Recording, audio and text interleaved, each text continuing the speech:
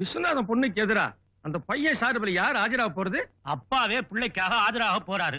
ஆமா, அது எதுல போய் முடியும்? சட்டத்துல இருக்கிற சந்து பொந்து இண்டு இடுக்கெல்லாம் தயாநிதிக்கு அத்துப்படியாச்சே, விடுவாரா மனுஷன்? ஓஹோ, வேற வக்கீல வச்சா சவுந்தரா தேவியை ஜெயிக்க முடியாதுதான் அவரே ஆஜராகிறாரோ? தயாநிதியோட சகுந்தலா தேவி மோதுறது இதுதான் முத தடவை. இந்த கேஸோட அந்த அம்மா மவுசு குறையத்தான் போகுது. புலியும் சிங்கமும் போராட போகுது. கொஞ்ச நாளைக்கு கோர்ட் அமக்களமா இருக்கும். நமக்கெல்லாம் நல்லா பொழுது போகும்.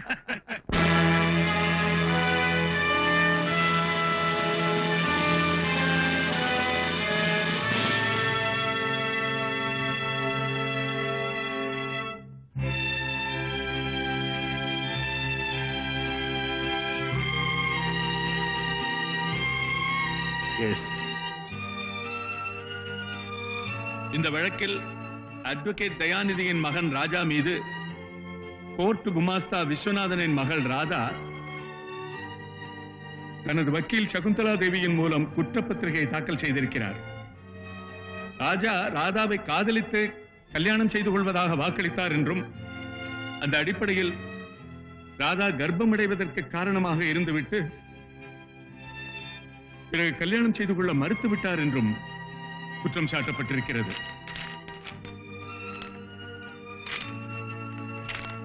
Yes, you can proceed with the case.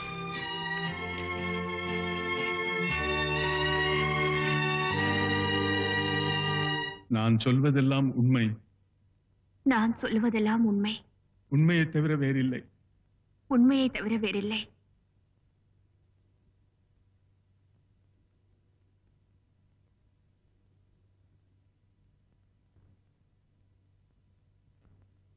Radha, இந்த ராஜாவை உனக்கு எவ்வளவு நாளா தெரியும்? எப்படி உங்க ரெண்டு பேருக்கும் பழக்கம் ஏற்பட்டுச்சு?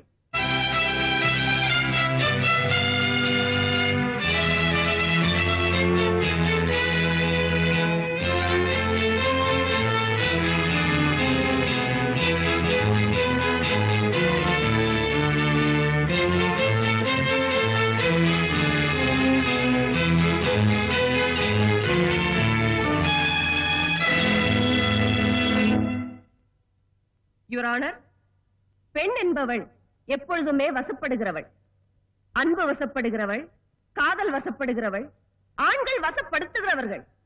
எந்த பெண்ணும் எந்த ஆணையும் வலை வீசி வளைத்து பிடித்து காதலிப்பதில்லை. காதலிக்கப்பட்ட பெண்கள் அதை நினைத்து ஏங்குவதுண்டு.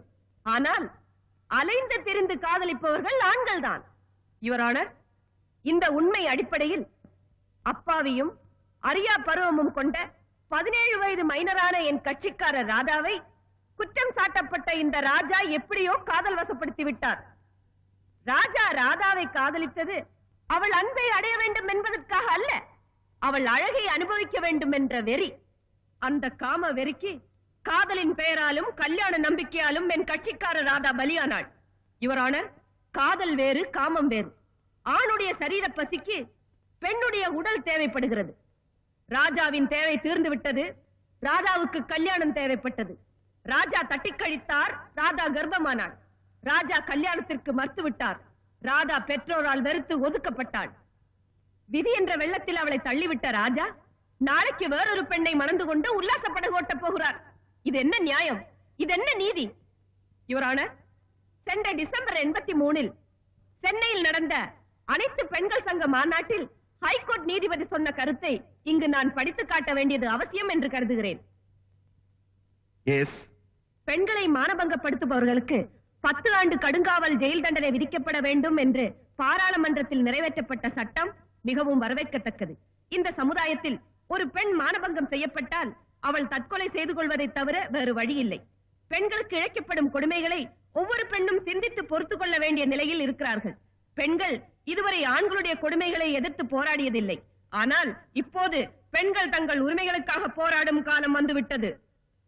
யுவர் ஆனர், அந்த காலகட்டத்தின் வழிகாட்டியாக வந்து நிற்கும் என் கட்சிக்காரருக்கு நியாயம் வழங்க வேண்டும். ஒரு மைனர் பெண்ணை மயக்கி கெடுத்து நம்பிக்கை துரோகம் செய்த இந்த குற்றவாளிக்கு தகுந்த தண்டனை அளிக்க வேண்டும் என்று மாண்புமிகு நீதிபதி அவர்களை கேட்டுக்கொள்கிறேன். That's all your honour. எதிர்த்தரப்பு வழக்கறிஞர் தன் வாதத்தை எடுத்துக் கூறலாம்.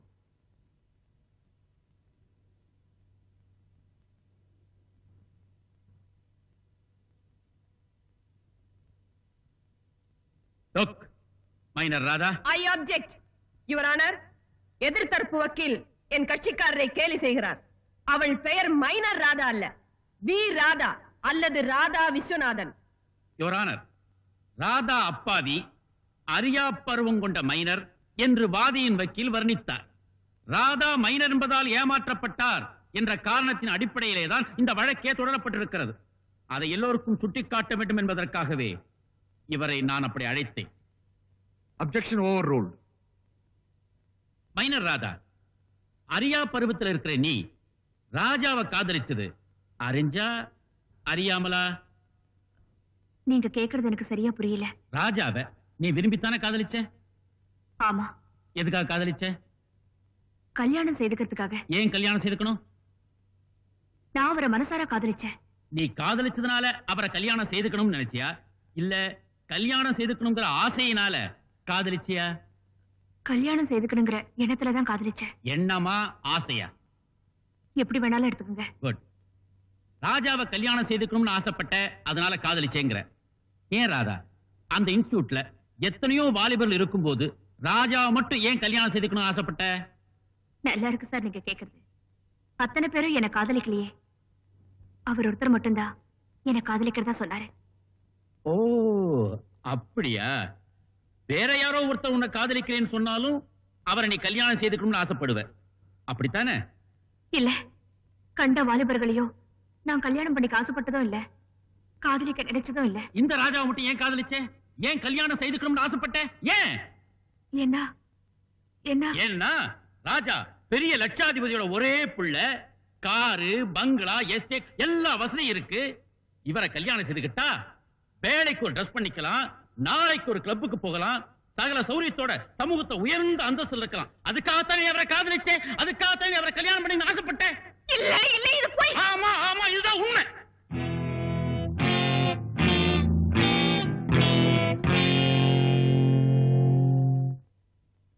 மைனர் ராதா, நீ ராஜா கூட மோட்டார் சைக்கிளை சுத்தின இல்லையா?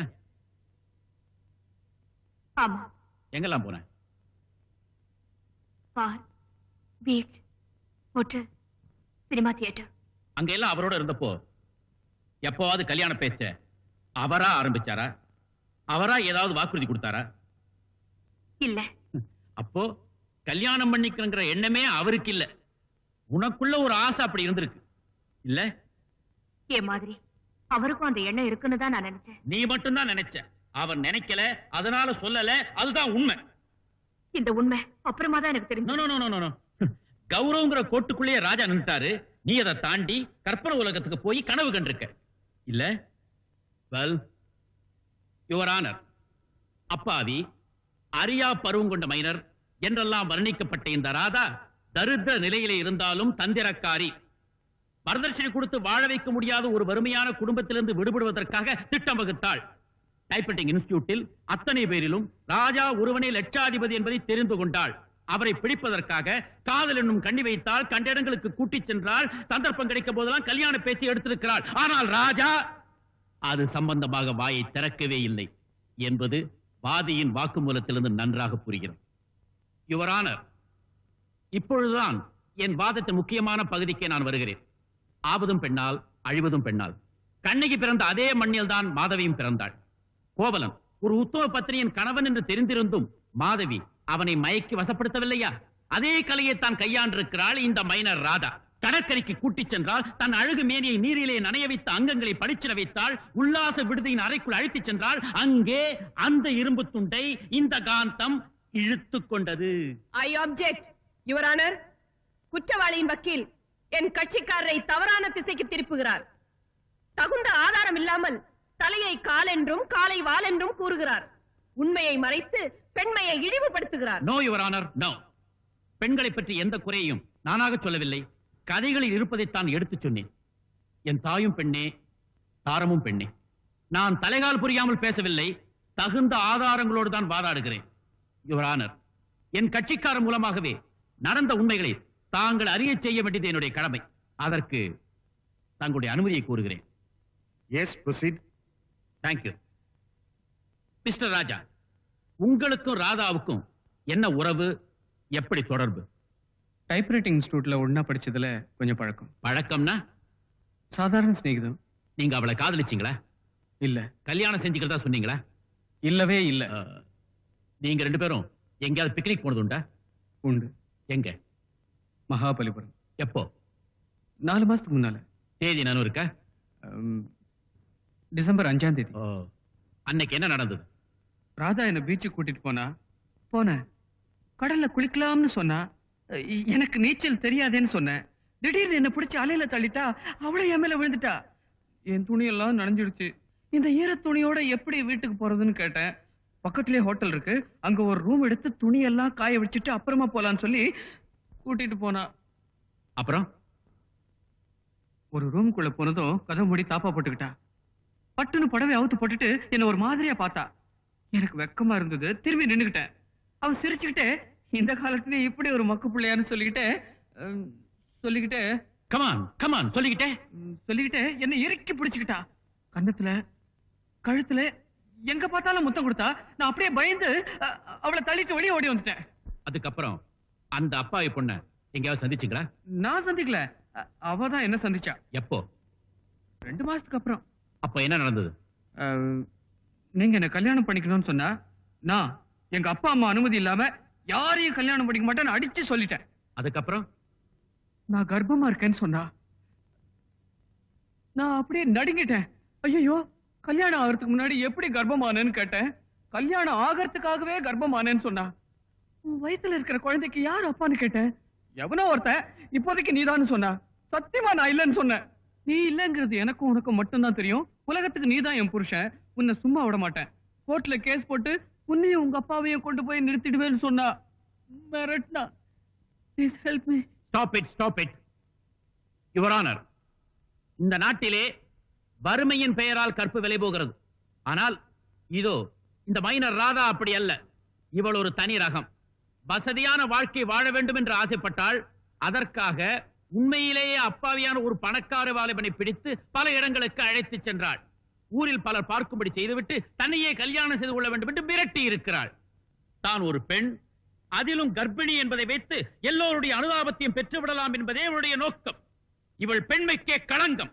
இவள் பெண்ணின் பெருமைக்கே சாபக்கேடு. இவளுக்கு தகுந்த தண்டனை அளிப்பதன் மூலம் இந்த சமுதாயத்தில் இப்படிப்பட்ட பெண்கள் யாராவது இருந்தால் அவர்களுக்கும் இது ஒரு பாடமாக அமையும் என்பதை மாண்புமிகு நீதிபதி அவர்களுக்கு தெரிவித்துக் கொள்கிறேன். That's all, Your Honor.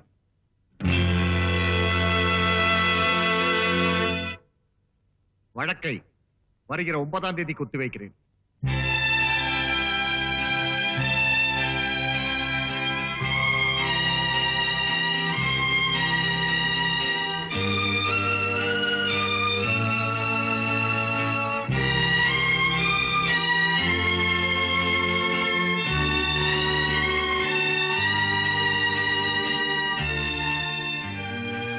இந்த கேஸ் முடிகிற வரைக்கும் நான் கோர்ட்டுக்கு வரமாட்டேன்.